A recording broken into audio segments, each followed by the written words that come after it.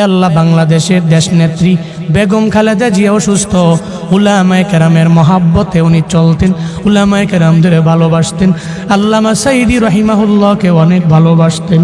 আয় আল্লাহ আলেমদের মহাব্বত করতেন।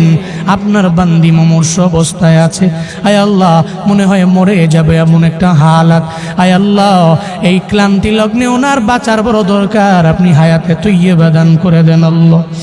আয় আল্লাহ জীবনে উনি যে ভালো কাজগুলো করেছেন, আয় আল্লাহ এই ভালো কাজের উসিলায় আপনি সিহতে আফিয়ত দান করেন। আয় আল্লাহ সিহতে আফিয়ত আজলা কামেলা নসিব করে দেন আল্লাহ। আয় আল্লাহ সারা দেশের মানুষেরা উনার জন্য দোয়া করে। কেন দোয়া করে? আয় আল্লাহ ভালো মানুষের জন্য দোয়া করে। আয় আল্লাহ যারা উলামায়ে কেরামকে মহাব্বত করেছে, আয় আল্লাহ আলেমদেরকে প্রায়োরিটি দিয়েছেন, আয় আল্লাহ উনি বলেছে উলামায়ে কেরামরা জঙ্গি না, জীবনও জঙ্গি হতে পারে না।